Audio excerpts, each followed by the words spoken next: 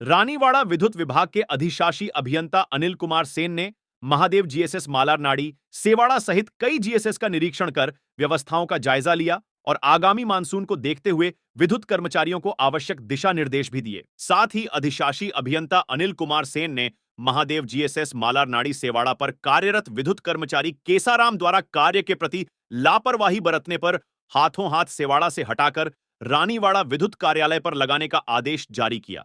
कई जीएसएसओ का आपने निरीक्षण किया है। मौसम को लेकर किस तरह की विभाग की तैयारियां और निरीक्षण के दौरान किस तरह से कर्मचारियों को आपने निर्देशित किया है?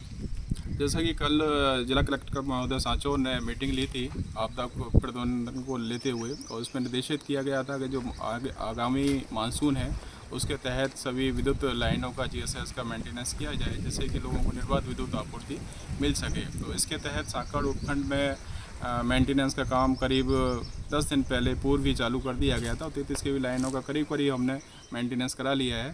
और महादेव जीएसएस समेत अभी कुछ और जीएसएसों का भी निरीक्षण आज किया है। तो यहाँ महादेव जीएसएस पर काफ़ी लंबे टाइम से ग्रामीणों के द्वारा शिकायत मिल रही थी कि जहाँ यहाँ जो कार्यरत कर्मचारी या केसाराम वो ड्यूटी के प्रति लापरवाह है और नियमित रूप से जीएसएस में नहीं आता है, लोगों की जवाब भी सही तरीके से नहीं देता है। तो उसको ध्यान में रखते हुए आज उसको यहाँ से हटाकर उसका हेडक्वार्टर एक्शन O&M रानीवाड़ा किया गया है। मानसून को लेकर सर किस तरह की विभाग की तैयारियां हैं विद्युत विभाग की, क्योंकि मानसून अभी आने वाला है? जी, इसके लिए हमने जो 33 के भी लाइन हैं, पीएचडी फीडर, डेडिकेटेड फीडर हैं, गांव के जो फीडर हैं उसमें जो ट्री कटिंग है, ट्रांसफार्मर गाँव का अर्थिंग वगैरह है, जंपर का है, वो हमने काम चालू है।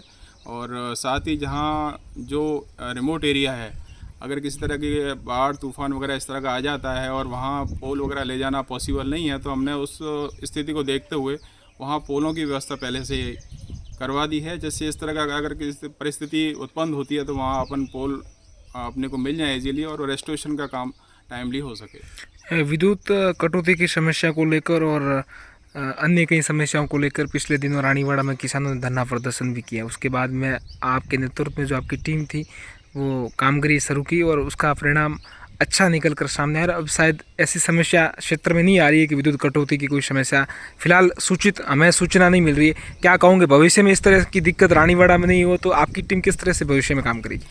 इसके लिए जो बड़गांव 132 पे काफ़ी इशू था सप्लाई का, वहाँ जो सप्लाई आ रही थी रेविदर से आ रही थी और दातराई 220 बन चुका था पर उसको चालू नहीं किया गया था। तो इससे जो पूरे बड़गांव के जो काश्तकार थे काफ़ी आक्रोशित थे और उनका आक्रोशित होना स्वाभाविक है क्योंकि वोल्टेज की समस्या बहुत ज़्यादा थी और कम से कम 6-7 घंटे सप्लाई कटौती हो रही थी, जिसको कि राज्य सरकार और प्रशासन ने जिसमें श्रीमान जिला कलेक्टर महोदय ने काफ़ी इसको संवेदनशीलता से लेते हुए आगे उच्च अधिकारियों को राज्य सरकार को अवगत कराया है और उसके तहत ही अतिशीघ्र 1 या 2 दिन में वहाँ कर्मचारियों को लगाने के ऑर्डर हुए और उस जीएसएस को चालू करा गया। आज पूरे बड़गांव 132 एरिया में सप्लाई का कोई इशू नहीं है। Thank you.